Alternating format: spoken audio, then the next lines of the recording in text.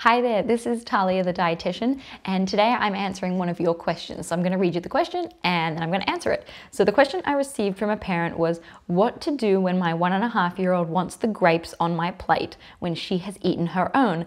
If there are grapes or a different food on my plate, she won't eat anything else from her plate. So let's pretend the grapes can be anything. It doesn't matter if it's a fruit or something else. I do recommend that you give seconds.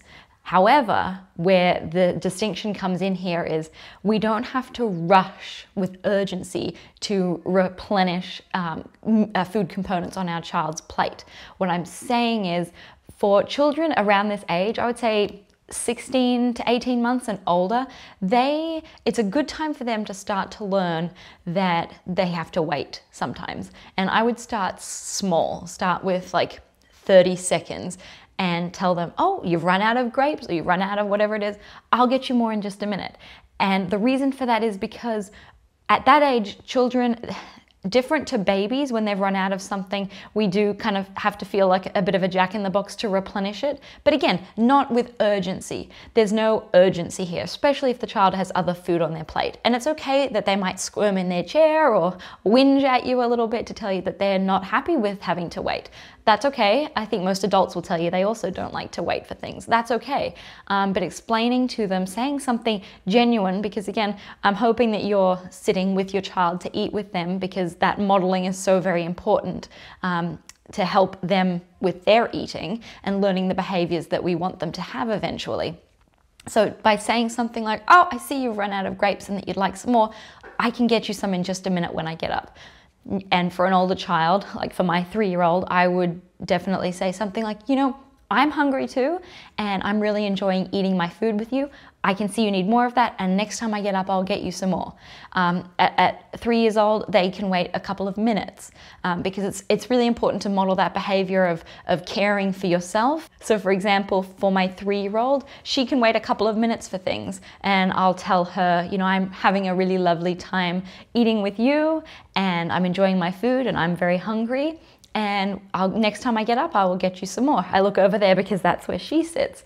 But it's really important to model that behavior of calmness and reminding your kids that you're a person, you're the mum, you need to sit and eat as well, and it's an important priority of yours to eat with them together.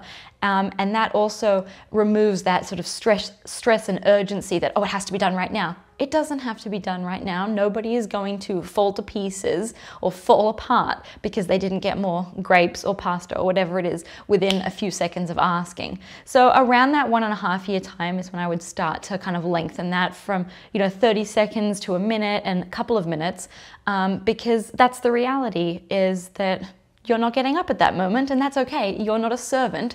You don't need to get up at the very second your child says they need something, especially if they have other food on their plate. And if they do, especially for an older child, you can definitely say something like, oh, I see you were really hungry and you've run out. I will get you some more in just a minute.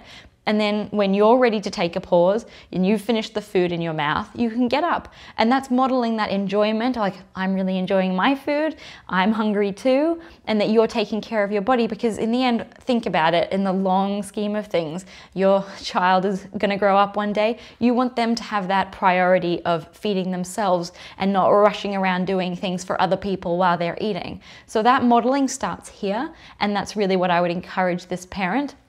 And even if she has some of that food on her plate, you can, you know, take it situation by situation. One time you might say, oh, I have like quite a lot of grapes. I'd be happy to give you a couple of them, and make sure they're cut in quarters for a baby that age, and do that. And if you've only got 1 or 2 grapes left and you really want to eat them, it's okay to disappoint them and have them wait 30 seconds for you to do that and get them more. It's difficult to not get stuck into that as a parent, of not wanting to disappoint our kids, but that's not our job. And so just explaining truthfully what the situation is, I will get you some more in just a minute and I'll help you with that. and then follow through with it in an appropriate amount of time. And that builds that trust, which is what we want, and the modeling. So I really hope that answer has helped you. And if it has and you learned something, I would love if you would subscribe to my channel. I'll have a new video out each week and with covering lots more questions and different nutrition topics. So like I said, hope you found that interesting and helpful, and I will see you in another video. Thanks, and this is Thalia.